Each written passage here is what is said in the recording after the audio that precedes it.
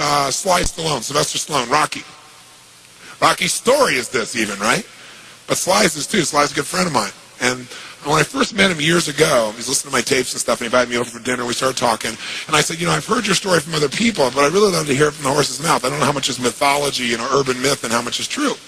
So he told me his whole story. He said the essence of it, though, was he said he knew his whole life what he wanted to do since he was very, very young. He wanted to be in the movie business, period. I mean, not just TV, movies. And he said why was, for him, it was a chance to have people not only escape, but to inspire people. And by the way, that drive is what made most of his movies, inspire people to what they're capable of, to overcome unbelievable obstacles, because in his own life he felt like he did that. When he was born, he was pulled out by the forceps. That's why he looked the way he did. That's why he talked the way he did. And he said, so I really want to do that. And he said, I knew why I wanted to do it, and I wasn't willing to settle for anything else. And he said, what happened was, I went out to try and get jobs, and it's not like I went, hey, Adrian, they went, you're a star. It didn't work out real well. They looked at me and said, hey, you're stupid looking. Do something else. What is it talking like this? There's no place for you in that stuff. You're never going to be a star in the movies. You're insane. No one's going to want to listen to somebody who looks dopey and talks out of the side of their mouth. Right? And he got no after no after no after no. He said, I was thrown out more than 1,500 times of agents' offices in New York. I said, there aren't 1,500 agents in New York. He said, I know. I've been to them 5, 6, 7, 8, 9 times. He said, remember one guy, I went in there, and I got in there at 4 o'clock, and he wouldn't see me, so I stayed there, and I would not leave. And I stayed overnight. They came back the next morning. I was still sitting there. He said, that's how I got my first job. The guy said, fine, come in here. And he sat down, and he went through this, and he gave my first movie. I said, oh, really? I thought Rocky was your first movie. He said, no, this other movie, I'd never heard of it. I said, well, what character did you play? He said, well, I was in it for about 20 seconds. I was a thug that somebody beat up. He said, because they made me feel like, people hate your guts. You getting beat up will be a good thing. And he did like 3 movies like that. Never got anything. Kept going out. Rejection, rejection, rejection. So finally he realized it wasn't working. So he changed his approach. He said, I was starving, by the way. He said, I couldn't pay for even to have heat in my apartment. My wife was screaming at me every day to go get a job. I said, well, why didn't you? He said, because I knew that if I got a job, he said, I'd get seduced back and I'd lose my hunger. He said, I knew that the only way I could do this is if it was the only choice, if I burned all other bridges. Because if I did a normal job, pretty soon I'd be caught up in that rhythm and that stuff, and I'd feel okay about my life, and I feel like my dream would just gradually disappear. And he said, I wanted to keep that hunger. That hunger was the only thing I thought was my advantage. He said, but my wife didn't understand that at all. And he said, we'd have these vicious fights. And he said, it was freezing. So I was broke. We had no money. And he said, so I finally went to the public library one day because it was warm. He said, I didn't want to read anything. He says, so I went in, New York Public Library. He said, I was hanging out there, and I sat down in this chair, and somebody left a book there. And he said, I looked down at this book, and it was the poems of Edgar Allan, stories of Edgar Allan Poe. And he said, so I started reading it. He said, I got totally into Edgar Allan Poe. And he said, I know everything about it. He goes on for another 20 minutes telling me about Edgar Allan Poe. He knows everything, how he died, what it was about, what really happened. And I said, well, what did Poe do for you? He said, Poe got me out of myself. He got me to think about how I could touch other people and not worry about myself so much. And he said, it made me decide to become a writer. I said, just imagine Rocky the writer, right? And he said, so I tried to write a bunch of screenplays. Nothing worked. I was totally broke. He said, I didn't even have $50. And he said, and finally, he said, I sold a script. And it was called Paradise Alley. He said, it's a movie I made many years later, but I sold it. And he said, I sold it for $100. He said, but $100 was a ton of money, man. I was so thrilled. I thought, I'm on my way. But it never led to anything. And he said, so finally, he said, I kept going and going and going. He said, finally, we were so broke. He said, I hocked my wife's jewelry. He said, Tony, there's some things in life you should never do. He said, that was basically the end of our relationship. She hated my guts so much. He said, now we were so broke, we had nothing, no food, no money. And he said, the one thing I loved most in the world was my dog. He said, I love my dog because he gave me unconditional love, unlike my wife. And he said, so what happened was, though, we were so broke that to survive, I couldn't even feed my dog. So I went to a liquor store. He said, it was the lowest day of my life. And I stood outside the liquor store trying to sell my dog to strangers. He said, I tried to sell my dog for $50. And he said, finally this one guy negotiated with me and bought my dog for me, my best friend on earth, for $25. He said, I walked away from there and I cried. He said, it was the worst thing that ever happened in my life. He said, 2 weeks later, I'm watching a fight between Muhammad Ali and Wepner, this white guy that's getting bludgeoned but just keeps on coming. And he said, I got an idea. He said, as soon as the fight ended, I started writing. He said, I wrote for 20 straight hours. I did not sleep. I wrote the entire movie in 20 hours straight. Right then. Saw the fight, wrote the movie. Whole thing, done. He said, I was shaking at the end. I was so excited. He said, I really knew, man. I knew what I wanted.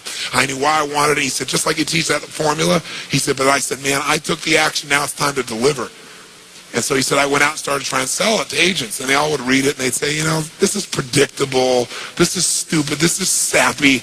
He said, I wrote down all the things they said, and I read them the night of the Oscars when we won. And he said, it was really good, right? The greatest revenge is massive success. And he said, so what happened was, he said, I kept going, trying to sell it, nobody going, I'm broke, I'm starving. He said, finally, I meet these guys, they read it, and they believe in the script, and they love it. And they offer me $125,000 for my script. I said, oh my God, you must have been out of your mind. He said, I was. I said, just one thing though, guys, you got a deal based on one thing. And they said, what's that? He said, I got a star in it. They went, what are you talking about? You're a writer. I said, no, I'm an actor. I said, no, you're a writer. He said, no, I'm an actor. That is my story, and I'm Rocky. He said, I got to play it. You know, I got to be the head person. I got to be the starring role. And they said, there's no way. We're not going to pay you $125,000, take some no name and stick you in that, throw our money away. We need a star, you know? And they want to have Ryan O'Neal play Rocky, to give you a picture. Can you imagine? That's who they'd picked, right? And so he said, no way, Ryan O'Neal isn't Rocky, I'm Rocky. Went through this whole thing, right? They finally, they said, well, take it or leave it. He said, I left the room. I said, if that's what you believe, you don't get my script. And he left. Here's a man with no money, none, totally broke, offered $125,000 more money than in his lifetime, and he walked away because he knew his real what? Knew his real what?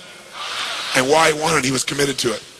So he said they called him a few weeks later, and they came and brought him back, and they offered him $250,000 not to star in his own movie. He turned it down, $250,000. They came back, their final offer was $325,000. They wanted this thing. He said, not without me, and they said no. They finally compromised, and they gave him $35,000 and points in the movie, because they said, if this is going to happen, then you're going to take the risk with us. And the bottom line is, we don't think it'll work, but at least we won't spend a bunch of money on you. And then they only spent $1 million to make Rocky, and it grossed $200 million at the time. Right? I mean, it was done pretty well. But what's interesting about this is, I said, what'd you do? I mean, even $35,000, it's not $250,000. That's a lot of money when you don't have $25. I said, what's the first thing you did? I figured you went out and partied or something. He said, I went to that liquor store for 3 straight days and hoped that the man who had my dog frequented the store. He said, because I want to buy back my dog. And that was so cool, right? That was really cool. I said, what happened? He said, third day I was there, this guy walks by, and I see him, and I can't believe it, and there's my dog.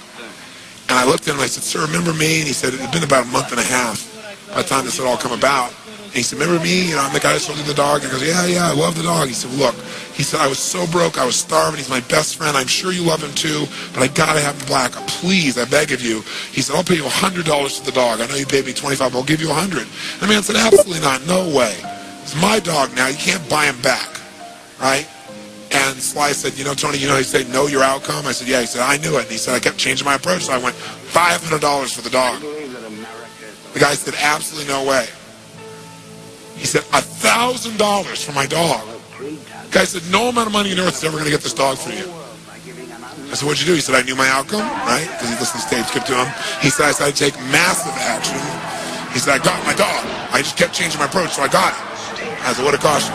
$15,000 and a part in Rocky. The guy's in Rocky.